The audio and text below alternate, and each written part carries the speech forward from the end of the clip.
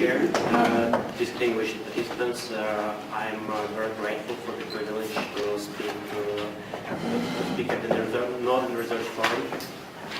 And I'm very grateful to presenters, Lasse Pettersson and the comment from Willy Hoffner, because my concerns are exactly with the navigation and functional jurisdiction of states. To give you an idea of what I'm going to I will talk about cooperation aspects, to analyze functions, activities, and structures, relevant structures to handle environmental functions. And my research was mainly focused on maritime activities such as shipping and fisheries, though fisheries are not very well presented in detail. The cooperation aspects, as I perceive them, is information exchange, implementation, and enforcement for conservation, prevention, and rehabilitation of the natural environment in the Arctic and its marine part and coastal areas. Potential jurisdiction of coastal states is presented on this slide. The present legal regime is governed by the United Nations Convention on the Law of the Sea of 1982, ratified much later. It came in force for Russia in 1997. However, most experts agree that this convention reflects certain consensus on jurisdiction of states over different activities and developed rather along functional lines than along the sectoral lines or spatial lines. Therefore, functional development implies that there are different structures for different activities. This is the map developed by Durham University and showing potential jurisdictions of coastal states. And these areas of potential jurisdiction will be the playground for structural and functional cooperation on environmental issues. Existing structures, however, offer wide comprehensive international arrangements and highly institutionalized ways of cooperation for different activities, such as navigation and fisheries. The most important organizations of this kind to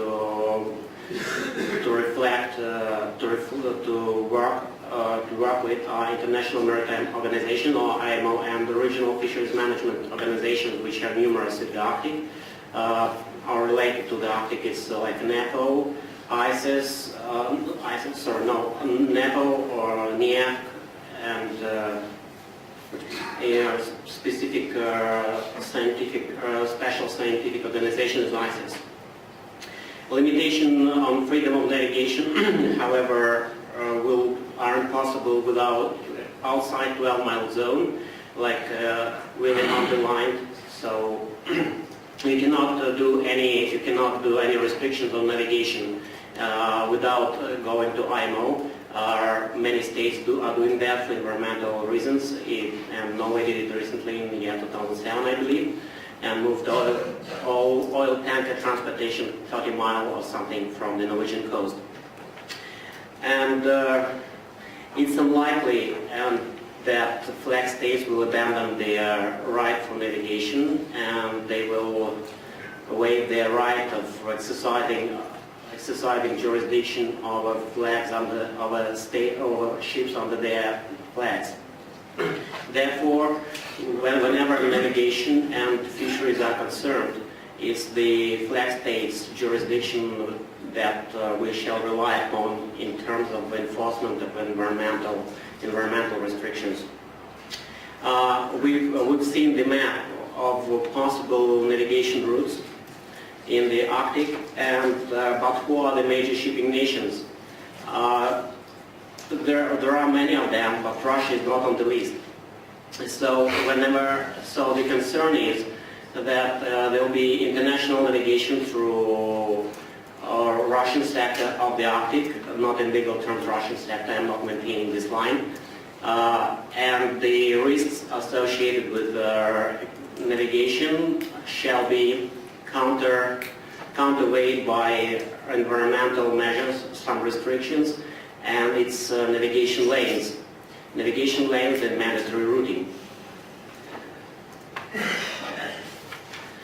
However, what tools Russia has to work on these restrictions and for reasonable use of them?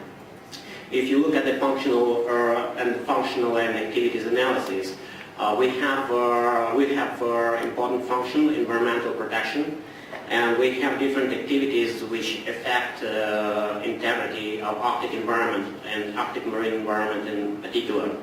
So if we look at international structures, then we have special structures who are responsible for environmental cooperation and environmental protection. It's like Convention on Biodiversity. I refer to Convention on Biodiversity as structure because it's not only a piece of paper, it's extensive framework and quite huge structure with secretariat and offices in different countries. And then when we look at activities, we have fisheries, shipping and mining, and we have different organizations, competent international organizations to regulate this activity.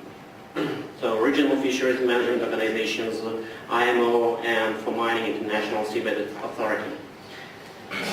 However, international organizations demonstrate a very strong shift towards environmental concerns, and many international organizations of sectoral in nature demonstrate strong commitment and practical actions in terms of environmental protection. For example, IMO introduced this convention, MARPOL Convention 73-78, which allows mandatory routing and particularly sensitive sea areas. And NAFO is originally a fisheries management organization, which was supposed to deal with management of fish as resource, is now concerned also with vulnerable marine ecosystems. If we look at Russia, and every country has their own institutional structures responsible for international cooperation and implementation of international agreements on national level. If we look at the environmental function of Russian authorities, in terms of environmental function, then before 1992, all ministers of the Soviet Union had environmental function as a must.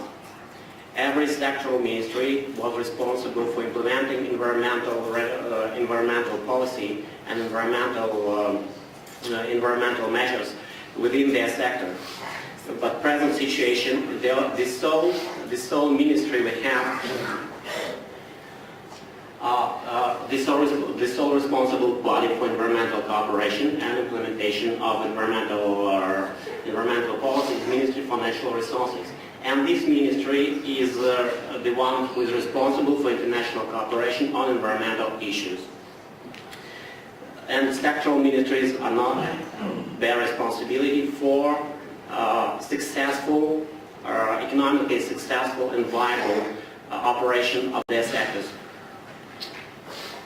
So the involvement of Russian agencies in international cooperation looks as follows.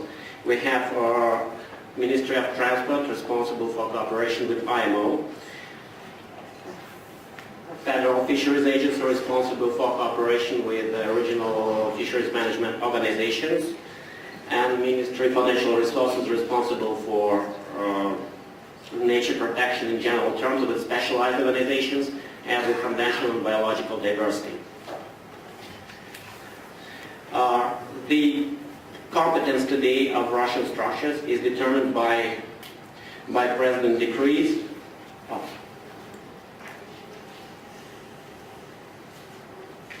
By President decrees, and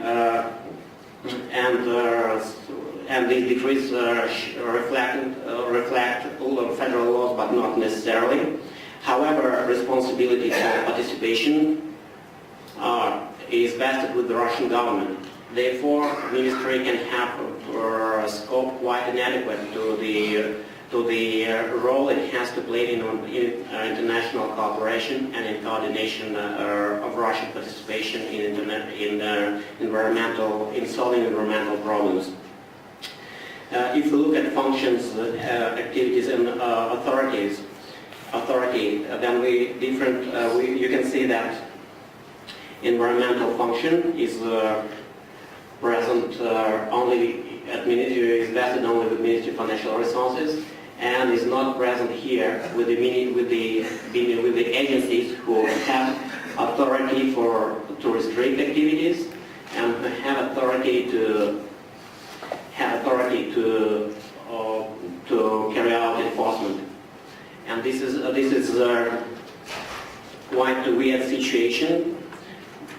If we look at the structure of international cooperation, the involvement of different agencies in environmental cooperation.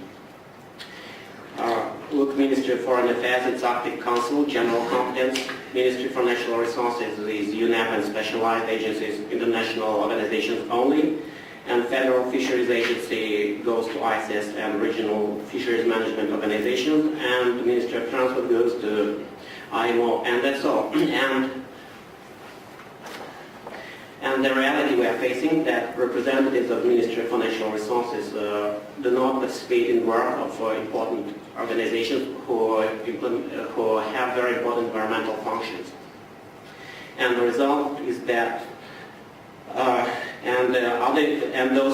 those agencies who participate in environmental cooperations with relevant organizations, they don't have to implement environmental policy.